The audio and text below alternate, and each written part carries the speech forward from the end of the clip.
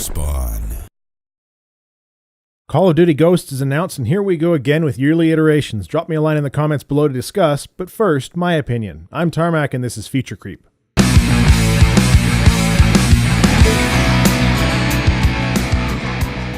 It started in 1991 with the NHL series of games. Gamers would have the opportunity to pick up a new title every year. Each game would become steadily more complex than the last, but with no real major jumps in tech from one year to the next. NHL wasn't the only culprit of this kind of madness, though. FIFA started doing it in 1995, and Madden NFL has been doing it since 2003. Now, there was some validity to doing this in the old days as team rosters changed, but right now, I'm sure we could update the roster via DLC and have a new game maybe every 2 years or so. On a related topic, I'd be willing to bet more than half of you have a plastic guitar sitting in a dusty corner of your house somewhere. Guitar Hero was just as bad year over year for the iterative style of content. Why do I bring it up? Well, the Call of Duty series has had the official announcement of Ghosts due in November on 360, PS3, and PC, as well as the next generation consoles at an unannounced later date. I'll throw around a few quotes for you. Riveting all-new gameplay. Next generation Call of Duty engine. Redefines the series. How much do you want to bet it's going to be another plot-light rail shooter whose single-player campaign is at or less than 6 hours long, designed primarily for the multiplayer console gamers, but with that snazzy new hair graphics tech we saw in Tomb Raider?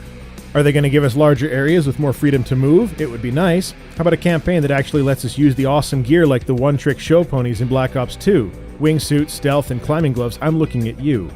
And now Ubisoft is doing the same thing by jumping on the pirate bandwagon with Assassin's Creed Black Flag. All they need is a zombies mode and their journey towards the dark side will be complete. Personally, I felt Connor was a bit on the weak side, so hopefully they can put some heavy writing behind Edward for AC4. Treyarch and Infinity Ward do have one thing going for them in the yearly release schedule of the COD games, though. Since they each develop a different subset of the franchise, they can spend 2 years working on a game, and as long as they alternate, we can still see one pumped out every year. So I have to give them credit for that, but I think it's high time we saw some real innovation in the COD series instead of games like Black Ops 2, which just serve to show how much money Activision has lying around. Let's see a toolset and user-created maps. How about a single-player campaign that has less hand-holding and scripting and more plot? Give me a multiplayer game modes with team objectives like protect a shipment in transit, infiltrate a military base, maybe fighting on a commercial jet to keep it in the air. And if you have to put in a zombies mode, make the damn zombies lethal instead of a joke.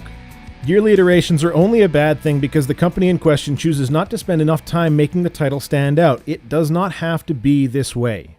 What do you think about the endless yearly versions of these franchises? Are you in line every year, ready for the next one, or do you skip a generation now and then? For the next Feature Creep, I'd also like to try a little experiment. I'd like to know what kind of topic you want to see me cover. So add that below, like and subscribe, and I'll keep the content coming. That's all I have to say.